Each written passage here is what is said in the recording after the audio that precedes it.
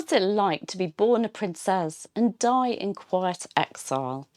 Today I'm diving into the story of Katherine of York, Countess of Devon, daughter of Edward IV and Elizabeth Woodville, sister of Elizabeth of York and the Princes in the Tower, and aunt to none other than Henry VIII. She was born into splendour, lived through scandal and died far from court, but her story is anything but dull. I'm author and historian Claire Ridgway, and today I'm remembering a woman who was once betrothed to a Spanish prince, stood as chief mourner at a queen's funeral, and styled herself the excellent Princess Catherine, daughter, sister and aunt of kings. Katherine of York was born on the 14th of August 1479, probably at Eltham Palace. She was the second youngest daughter of King Edward IV and Elizabeth Woodville, and with such a royal pedigree, her future was expected to be dazzling. In fact, when she was just an infant, her parents arranged a high-profile match. Catherine was to marry John, Prince of Asturias, the son of Ferdinand II of Aragon and Isabella of Castile. Yes, the same royal couple who sponsored Christopher Columbus and who are the parents of Catherine of Aragon. But those plans fell apart when her father died suddenly in April 1483. Everything changed.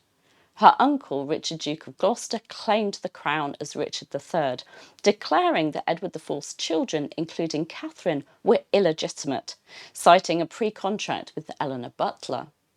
Catherine was just a toddler, but the stain of illegitimacy marked her, and like her mother and sisters, she was forced into sanctuary at Westminster Abbey.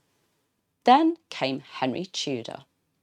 When Henry defeated Richard III at the Battle of Bosworth Field in 1485 and married Elizabeth of York, Catherine's sister, the new Tudor regime recognised the York children's legitimacy once more. Peace was restored, at least on the surface. In 1487, negotiations began for Catherine to marry James Stuart, Duke of Ross, the second son of King James III of Scotland, but nothing came of it. Instead, in 1495, Catherine married Sir William Courtenay, heir of the Earl of Devon. As the sister of the Queen, Catherine took up an important role as principal lady to Elizabeth of York. She and William had 3 children, a son named Edward, who sadly died young, a daughter, Margaret, who married the Earl of Worcester, and Henry Courtenay, who would go on to become Marquis of Exeter and Earl of Devon. But life at court wasn't always safe. In 1502, her husband William was implicated in a plot involving Edmund de la Pole, a Yorkist claimant. He was attainted and imprisoned in the Tower for 7 years. Meanwhile, Catherine took on a solemn role. She was chief mourner at the funeral of her sister, Queen Elizabeth of York, in 1503. When her nephew Henry inherited the throne as King Henry VIII in 1509, things began to look up. Courtenay was released and restored to his rights and titles. In 1511, he inherited the Earldom of Devon, but tragically he died just a month later of pleurisy. That same year, Catherine signed away her rights to the Earldom of March and took a vow of chastity, removing herself from the marriage market entirely. In return, Henry VIII granted his aunt control of the Devon estates for life. She would spend the remainder of her life in Devon, mostly at Tiverton Castle or Colcombe Castle. She did return to court briefly in 1516, standing as godmother to Princess Mary, but she largely lived out her days in quiet dignity. She died at Tiverton Castle on the 15th of November 1527 at the age of 49 and was buried at St Peter's Church, Tiverton. In a final act of piety and generosity, money was given to 8,000 poor people to pray for her soul. Catherine of York never wore a crown, never held political power, and is rarely remembered by name.